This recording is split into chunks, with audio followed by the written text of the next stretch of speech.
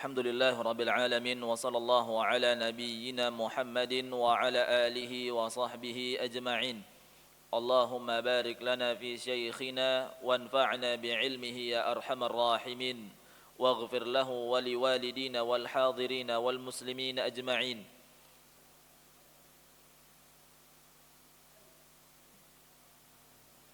قال الإمام أبو الحسين مسلم بن الحجاج بن مسلم رحمه الله تعالى في كتابه كتاب الجهاد والسير باب إزالة الأصنام من حول الكعبة.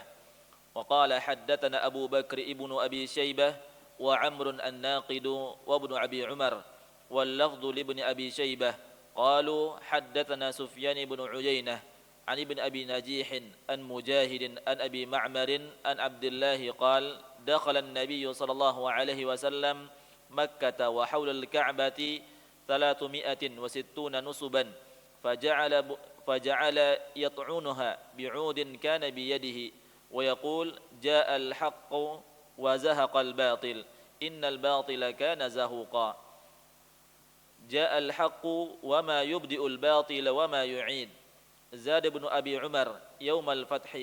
وقال حدثناه حسن بن علي الحلواني وعبد بن حميد كلاهما عن عبد الرزاق قال أخبرنا الثوري عن ابن أبي نجيح بهذا الإسناد إلى قوله زهوقا ولم يذكر الآية الأخرى وقال بدل نصبا صنما. باب لا يقتل قريشي صبرا بعد الفتح.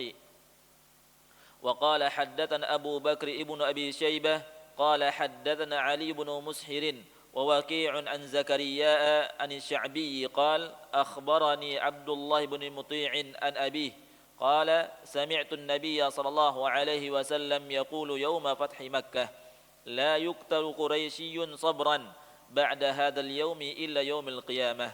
وقال حدثنا ابن نمير قال حدثنا أبي قال حدثنا زكرياء بهذا الإسناد وزاد قال ولم يكن أسلم أحد من عصاة قريش غير مطيع كان اسمه العاصي فسماه رسول الله صلى الله عليه وسلم مطيعا. الحمد لله رب العالمين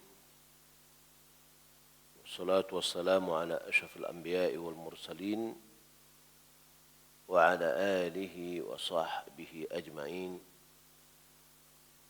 اللهم لا علم لنا إلا ما علمتنا إنك أنت العليم الحكيم.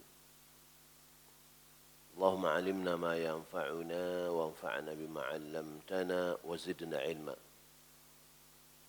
اللهم إنا نسألك علما نافعا ورزقا طيبا وعملا متقبلا. اللهم لا سهل إلا ما جعلته سهلا وأنت تجعل الحزن إذا شئت سهلا. Kaum muslimin dan muslimat rahimani wa rahimakumullah.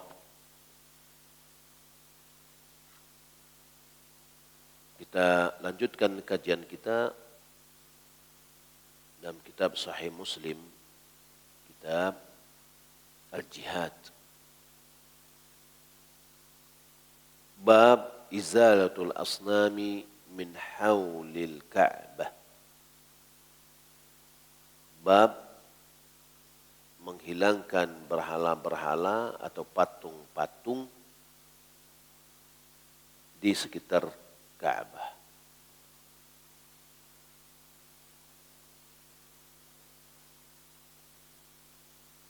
Dengan sanadnya kepada Abdullah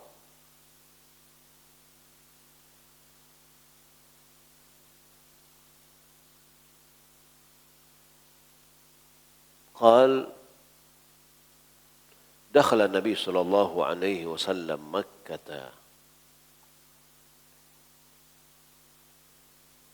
Nabi sallallahu alaihi wasallam masuk ke kota Makkah. Yang maksudnya adalah pada waktu ditaklukkannya kota Makkah pada tahun ke-8 Hijriah. Wa haulal Ka'bati 360 nusuban. Di sekitar Ka'bah itu terdapat 360 berhala.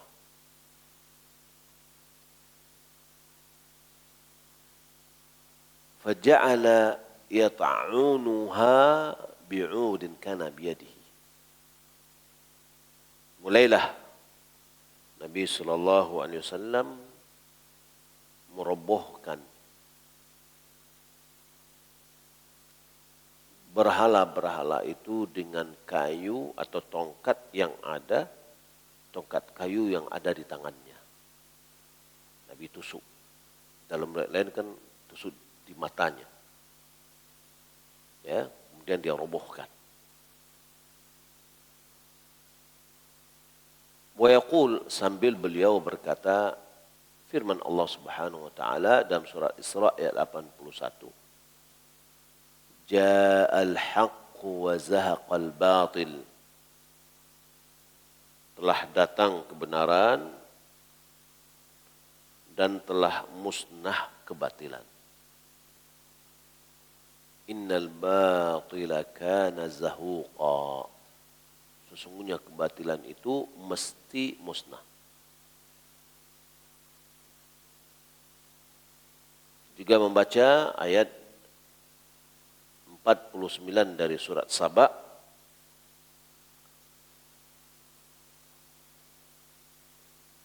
Ja'al haqq, telah datang kebenaran.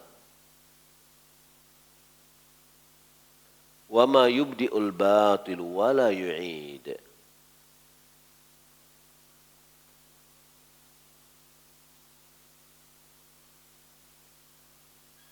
Yang batil itu tidak akan ada lagi, mulai akan muncul. Wala yu'id, dan tidak pula akan mengulangi. Zada Ibnu Abi Umar, dia mengatakan yaumal fathi, yakni pada hari ditaklukkannya kota Mekah, dan maksudnya Nabi melakukan hal demikian.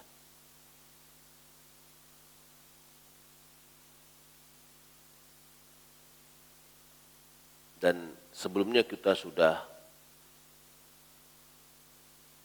mendapatkan faedah bahwa dua ayat ini menunjukkan kepada kita dianjurkannya kita membaca dua ayat ini ketika menghilangkan kemungkaran. Ja'al haqq wa zahaqal batil innal batila kana zahuqa. Ja'al haqq wa ma yubdi'ul batil wa ma yu'id. Dalam surat tadi, surat Al-Isra 81 dan Saba 49.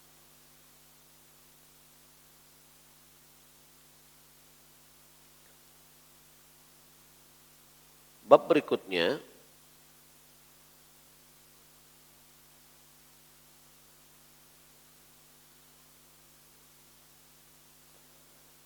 bab la yuqtalu qurasyiyun sabara ba'da al-fathi.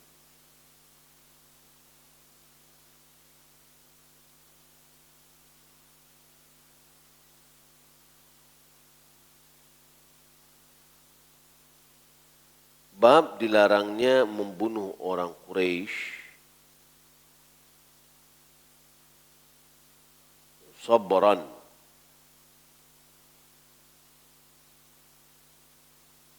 di mana makna sabra itu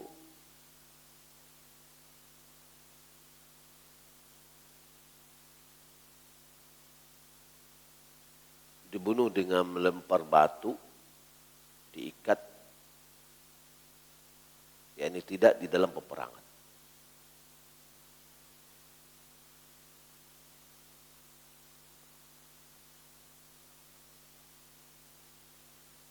Ba'dal fathi, setelah ditaklukkannya kota Makkah.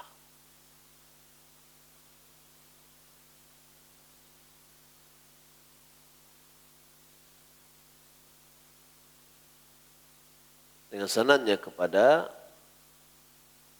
Abdullah bin Ibnu Muti' dari bapaknya Muti' qal sami'tu Nabiya sallallahu alaihi wasallam, aku mendengar Rasulullah sallallahu alaihi wasallam yaqul, bersabda, yauma fatti Makkah, pada hari ditaklukkannya kota Makkah, dikuasai, jatuhnya kota Makkah di tangannya Rasulullah. Apa kata Rasulullah? La yaqtulu, la yuqtalu Qurashiyyun sabara ba'da hadzal yawm ila yaumil qiyamah. Rasulullah SAW mengatakan orang Quraisy tidak boleh dibunuh dengan cara sabran, yakni dilempar dengan batu setelah hari ini sampai hari kiamat.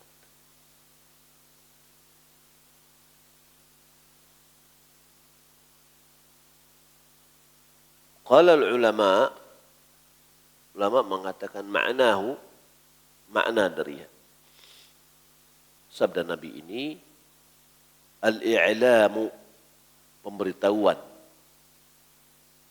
bi anna Quraisyan yuslimuna kulluhum, bahwa orang-orang Quraisy semuanya masuk Islam.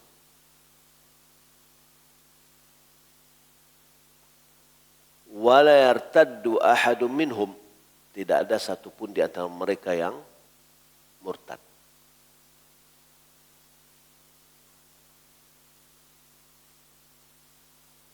Kamartadda ghairuhum ba'dahu sallallahu alaihi wasallam mimman huriba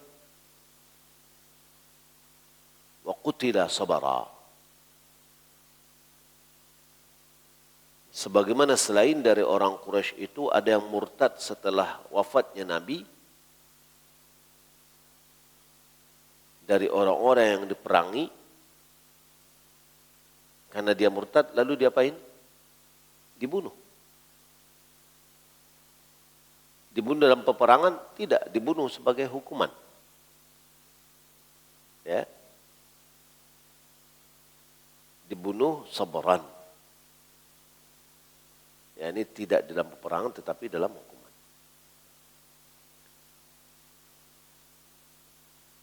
Kalau Nabi SAW mengatakan orang Quraisy tidak dibunuh di luar dari peperangan, berarti tidak ada yang akan dihukum.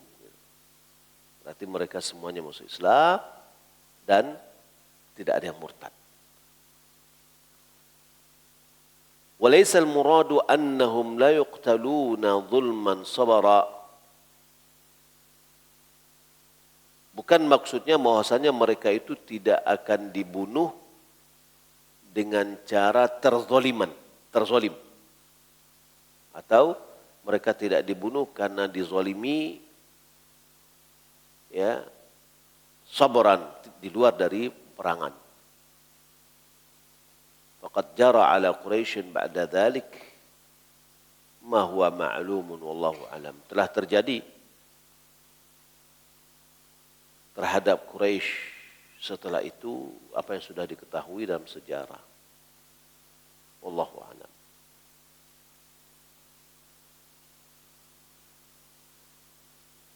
Jadi yang disampaikan oleh Nabi di sini secara hukum normal orang Quraisy itu tidak ada yang dibunuh. Tapi boleh jadi ada yang berlaku atau yang terjadi karena terzolimi. Ya, bukan secara normal seperti misalkan mereka murtad lalu dibunuh. Ya. Karena Nabi SAW mengatakan la yahillu dam imri'in muslimin illa bi ihda thalath. Tidaklah halal darah seorang muslim kecuali disebabkan oleh salah satu di antara 3 perkara. An-nafsu bin nafsi wa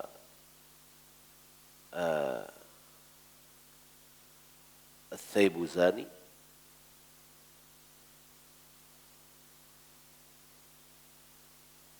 at-tariku lidinihi wal mufaraqah lil jamaah. Jiwa dengan jiwa, kemudian orang yang pernah menikah berzina,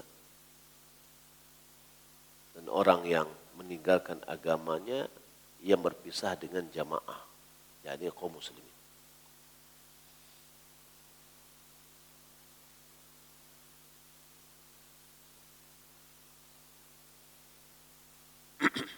Baik. Hadis yang berikutnya masih dengan sanadnya kepada Muti'. Qal walam yakun aslama ahadin min usati Quraisy ghaira Muti'.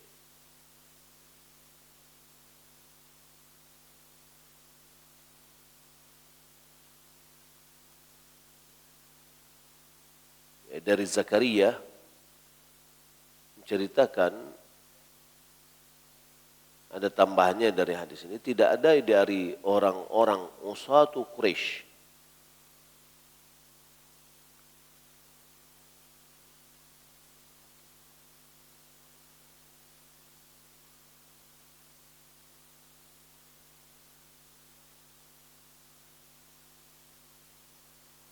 yakni tokoh-tokoh Quraisy. Qadhi Iyad mengatakan usah itu makna jama' min asi, min asma'il a'lam, la min as-sifat. Ay man aslama mimman kana ismu as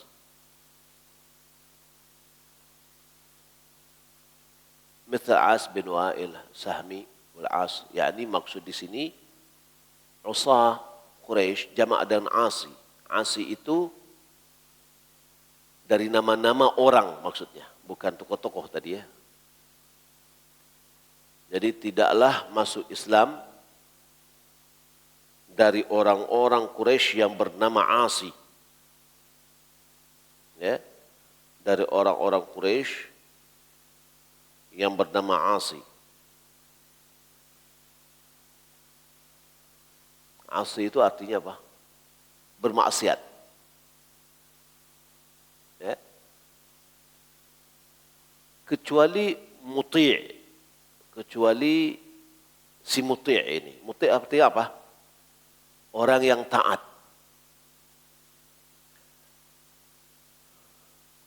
Karena ismuhu, nama Muti' ini dulu namanya juga Asi. Ya. Asi itu yang tidak taat kepada Allah, itu artinya. Jadi nama dibuat sudah menantang. Ya. Menantang Allah. Kana ismuhu Asi, fasammahu Rasulullah sallallahu alaihi wasallam muti'an. Lalu Rasulullah kasih dia nama dengan Muti', yaitu orang yang taat. Nah, Qadhi Iyad dia mengatakan maksud dengan uswah tadi bukan pembangkang Quraisy, bukanlah sifat kriteria, tetapi orang-orang yang bernama Asi. Sama dengan nama-nama yang punya nama Abdullah bin Umar, Abdullah bin Abbas, Abdullah bin Mas'ud, ya, Abdullah bin Amr bin As, 4 orang Abdullah. Nama dengan Abadilah. Ya, dinamakan dengan Abadilah. Nah, ini uswah maksud di sini adalah orang-orang yang bernama Asi. Ai ma aslama mimman kana ismuhu Asi, tidak ada yang masuk Islam dari orang-orang yang namanya Asi. Seperti Asi bin Awail As-Sahmi, Asi bin Hisham Abul Bakhtari, Asi bin Sa'id bin As bin Umayyah, Asi bin Hisham bin Mughirah Al-Makhzumi, Asi bin Munabbih bin Hajjaj wa ghairhum. Siwa Asi ibn Aswad Al-Udhari. Kecuali yang terakhir. Nama-nama Asi yang tadi itu enggak ada yang masuk Islam. Kecuali Asi yang terakhir. Kana ismuhu Asi fa sammahu Nabi sallallahu alaihi wasallam muti'an. Ay faghayyara an-nabiy sallallahu alaihi wasallam ismahu fa sammahu muti'an. Lalu Nabi merubah namanya yang tadinya Asi yaitu pembangkang, dirubahlah namanya dengan muti', yaitu orang yang mentaati.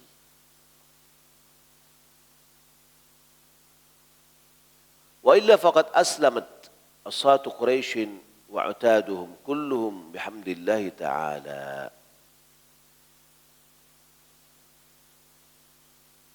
Yani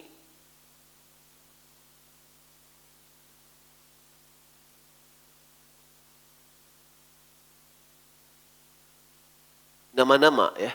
Ini nama-nama, bukan sifat-sifat. Adapun yang bermakna sifat, yakni pembangkang-pembangkang Quraisy dan pendurhaka-pendurhaka Quraisy telah masuk Islam. Ya, orang-orang mereka itu diantaranya siapa? Abu Sufyan. Abu Sufyan bin Harb, tokohnya Quraisy yang memimpin perang melawan Rasulullah, masuk Islam dia. Maka makna dari unsur tadi adalah nama-nama orang yang bernama Asi. Bukan sifat atau kriteria dari individu-individu Quraisy.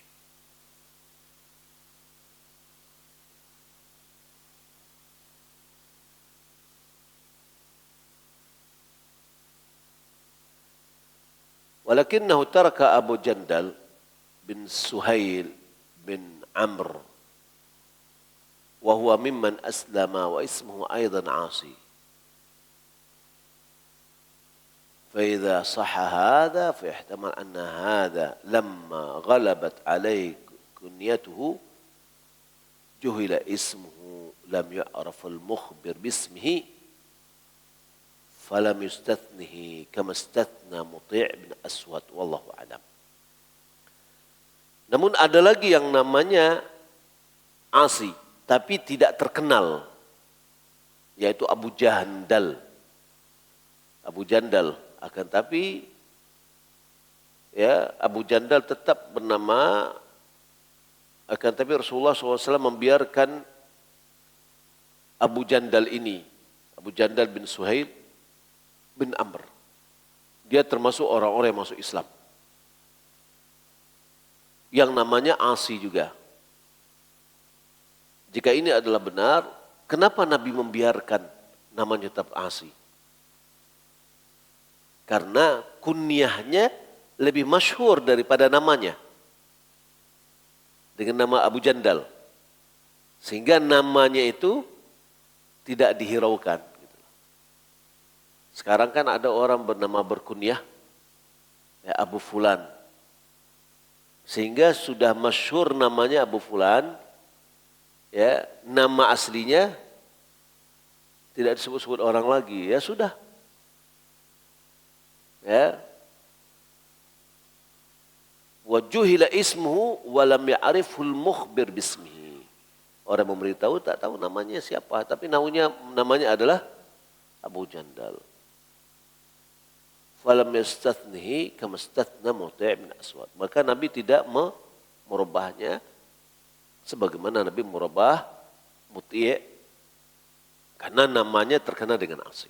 Ya. Nah di sini kita melihat perlunya merubah nama.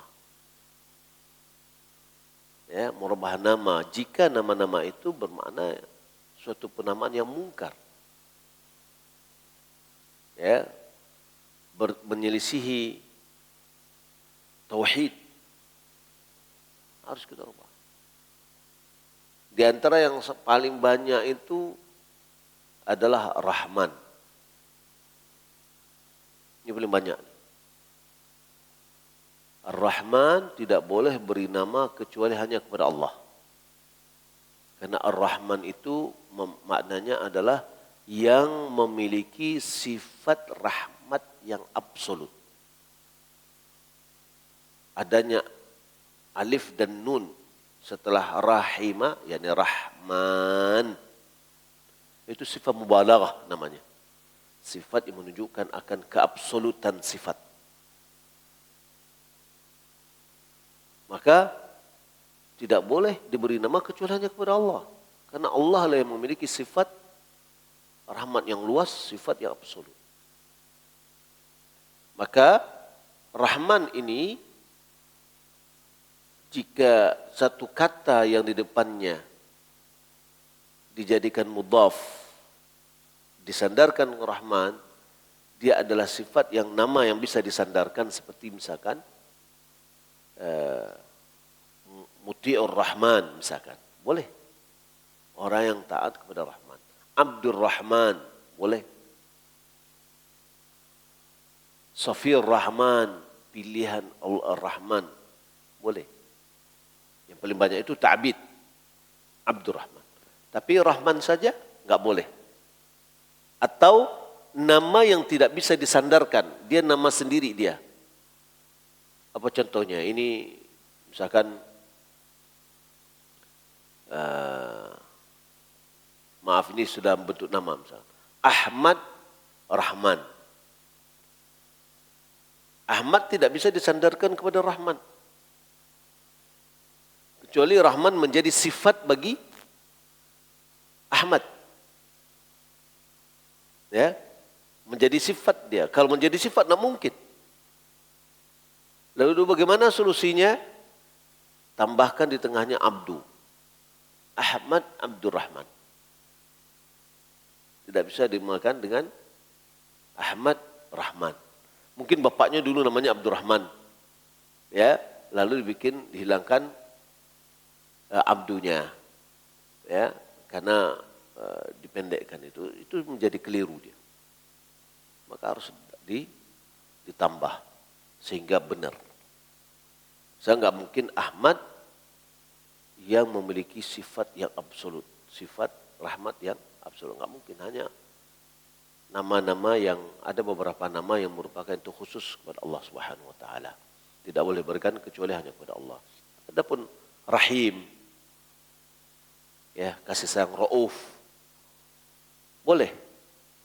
Allah sudah menyifati Nabi kita Muhammad SAW Raufur Rahim.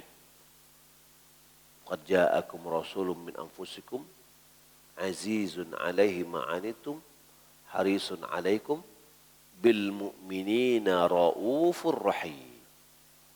Nabi itu sifatnya dengan terhadap orang mukmin berkasih sayang.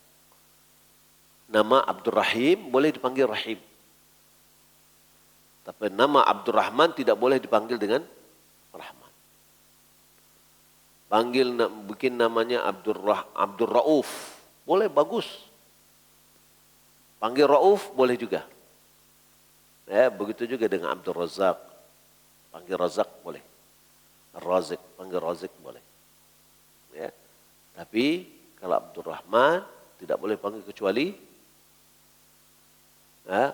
Abdurrahman, tidak boleh panggil Rahman. Bagaimana kalau panggil dia Maman atau yang lainnya? Enggak punya makna. Di sini perlu kita ketahui bahwa ada fikih, perlu kita katakan fikih memberi nama anak. Kemarin semalam saya dikirim WA,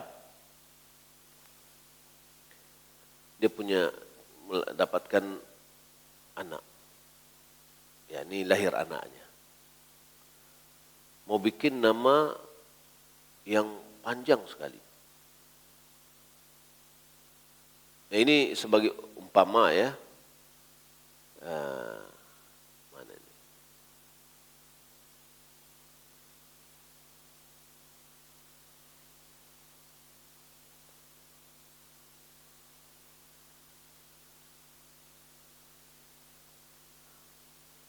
Coba namanya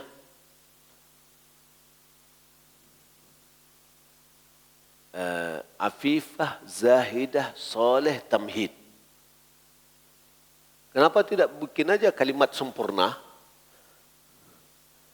Pengennya Afifah Zahidah, ya,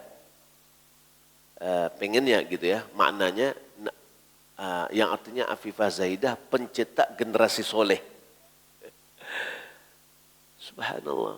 Nama itu gunanya itu apa? Untuk dipanggil.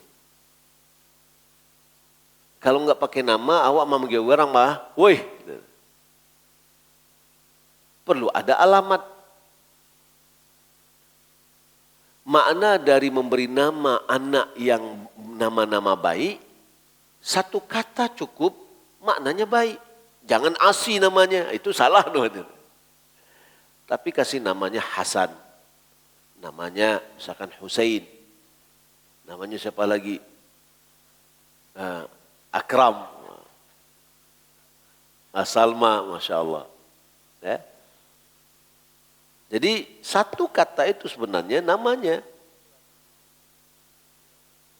Nah, tapi tetap kalau apanya Edi Warman, maka bagusnya Akram Edi Warman. Gitu. Beralamat dia. Ya. Ku anak siago gitu kan. Anak si fulan. Jadi kata yang pertama itu nama anak itu. Dakwakan gini, nama lengkap.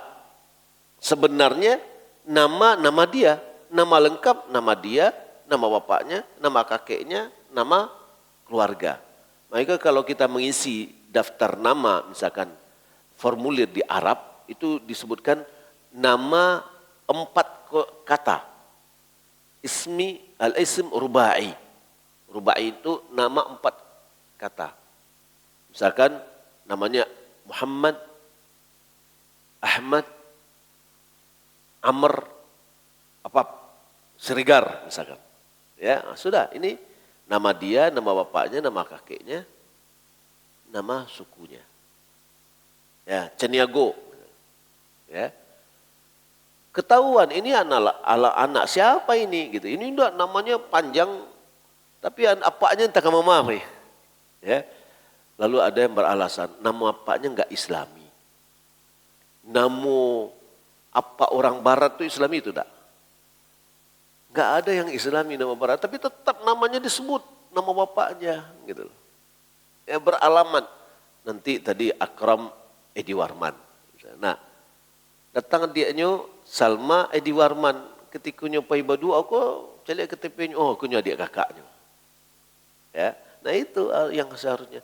Karena bagi kita nama yang paten itu adalah nama yang ada di dalam akte kelahiran.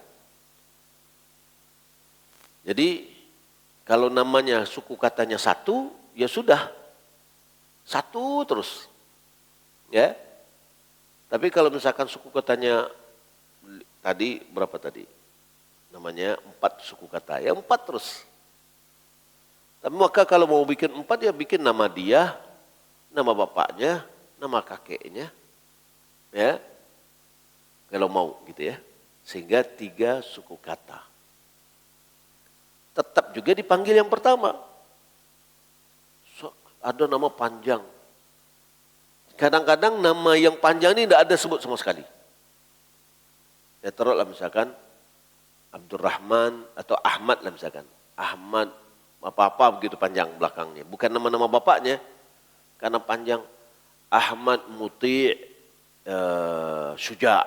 Ya, taat dan pemberani. Misalkan gitu ya. Tapi ketika panggilan hariannya adalah Amai. Memanggil itu kan doa. Panggillah, wahai Ahmad, Ahmad, Ahmad, Muhammad. Muhammad dipanggil Mo, ada cik. Ya, atau dipanggil Mamat, ya, enggak, panggillah dengan sempurna namanya, karena itu adalah panggilan dan termasuk juga doa. Saya dipanggil Hasan, Hussein, Hasan panggil Chan, nah, si Chan main si Chan itu ini kan salah. Said bagus, panggilnya Soi, Soinya gitu ya. Ini dirubah-rubah kayak gini, ya tidaklah tepat ya. Nah jadi nama, berilah nama yang terbaik. Karena ini adalah hak anak yang harus ditunaikan oleh orang tua. Makna dari nama yang baik, yakni suku kata yang diberikan itu, satu kata yang diberikan adalah nama yang memiliki arti yang baik.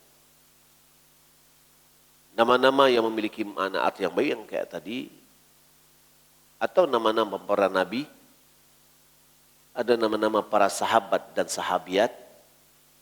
Itu apa gunanya? Harapan kita mereka ini seperti mereka-mereka dahulu. Namanya Umar, ya, namanya Abu Bakar boleh, walaupun Abu Bakar ini adalah kunyah, nama dia adalah Abdullah, ya, namanya Uthman. Jangan pula namanya Uthman bin Affan. Nah, ada nama anak dipanggilnya buat nama Abdullah bin Umar. Salah, ya. Atau panggil Talha bin Ubaidillah juga. Ada orang anak yang dibikin namanya seperti itu. Ya, atau panggilan belakang namanya Syafi'i. Syafi'i bukan nama, Syafi'i ya kabilah jadi apa namanya keluarga jadinya. Ya, Syafi'i namanya adalah Muhammad bin Idris. Ya, jadi Muhammad. Imam Bukhari namanya siapa? Muhammad bin Abdullah. Muhammad bin Ismail bin Ibrahim bin Mughirah bin Syu'bah. Kunyahnya Abu Abdullah. Ya. Lalu dipanggil namanya, bikin nama anaknya namanya Bukhari. Bukhari adalah penisbatan kepada kampungnya, ya, yaitu Bukhara. Jadi apa namanya? Kita terkenal apa? Misalkan ini Qurtubi misalkan, atau Daruqutni, ya, namanya bukan Daruqutni. Tapi terkenalnya karena biasanya orang memanggilnya dari belakangnya aja. Baik, jadi perlu kita tahu, pahamlah dengan fikih atau cara pemahaman kita dalam memberikan nama kepada anak kita. Kalau nama panjang-panjang kayak tadi, pergi dia ke Arab, ya dia akan mindir sendiri. Namanya panjang tapi tidak ada nama bapaknya. Cukup nama bapaknya. Saya selalu banyak orang-orang Arab memanggil saya itu dengan Muhammad. Ya, jarang yang memanggil Elfi. Kecuali dosen saya atau guru saya, ya, dia panggil. Karena kita sudah sampaikan, nama saya ini Elfi, Syekh. Ya sudah, dia panggil. Yang lain-lain ya Muhammad. Kawan-kawan yang juga manggil Muhammad. Karena sudah terbiasa. Nama pertamanya adalah namanya, itu nama kedua adalah nama bapaknya. Bagi kita kadang-kadang yang paham kita nama kedua. Nama pertama dianggap tidak, cuma hanya sebagai tambahan. Ya. Nama kedua yang sering kita manggilnya. Ternyata nama kalau orang Arab tentu namanya nama bapaknya jadinya. Wallahu ta'ala alam. Ya, demikian yang dapat kita sampaikan. Assalamualaikum warahmatullahi wabarakatuh.